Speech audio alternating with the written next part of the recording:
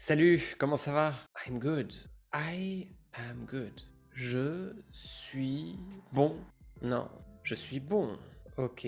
Ouais, en français, en fait, je suis bon, c'est comme je suis bon, je suis le meilleur. C'est mieux de dire je vais bien. Oups, attends.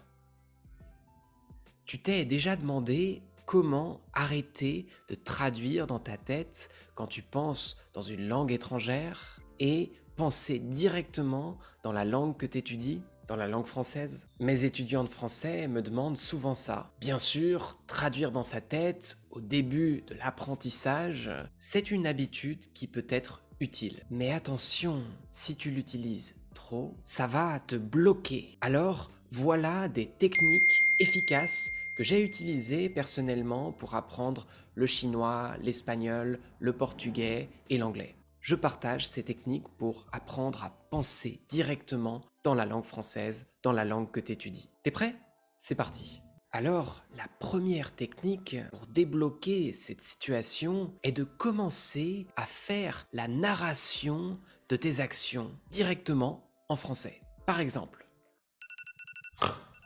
je suis en retard. Je me lève.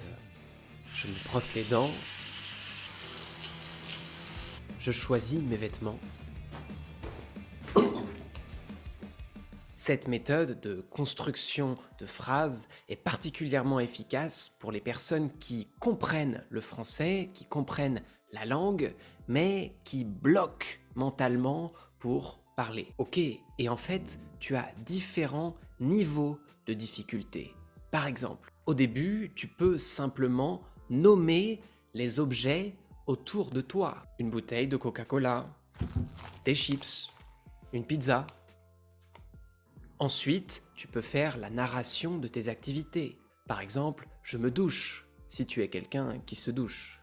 Et enfin, plus avancé, exprimer tes sentiments, tes objectifs personnels. Par exemple, je suis pas superstitieux, mais je suis juste un peu stitieux. Alors, c'est magique, c'est très productif, parce que tes pensées, les objets autour de toi, tes activités seront du vocabulaire très utile pour la conversation, car ils sont en relation avec toi. Mais tu vas voir, penser en français, penser en langue étrangère, c'est comme la méditation, c'est difficile. Tu essayes de te concentrer sur le français et naturellement, ta tête, ton cerveau va vouloir revenir à ta langue maternelle, systématiquement. Ça demande une certaine pratique. Bon, la technique numéro 2, c'est d'étudier avec des matériaux, des ressources qui n'utilisent pas l'anglais, qui ne donnent pas la traduction. Car, en général, à chaque fois que tu utilises l'anglais, tu perds l'immersion avec le français, avec la langue que tu étudies. Alors tu peux aussi utiliser, par exemple, mes livres, qui sont pour les étudiants de français. Pour passer du niveau intermédiaire au niveau avancé, ils donnent une bonne immersion dans la langue française, mais avec un niveau adapté, intéressant et du vocabulaire de conversation. Bref, on continue avec la technique numéro 3. Le problème, c'est que tu bloques à cause de la complexité. Si tu élabores une phrase d'abord dans ta langue maternelle pour ensuite la traduire mot à mot en français, tu vas tomber de fatigue avant la fin de la phrase. Grillé, tu vas te décomposer. Tu ne peux pas, avant d'arriver au niveau avancé, articuler des phrases comme dans ta langue maternelle. Alors, commence par produire des phrases simples. Puis, tu développeras. Ce n'est pas un problème.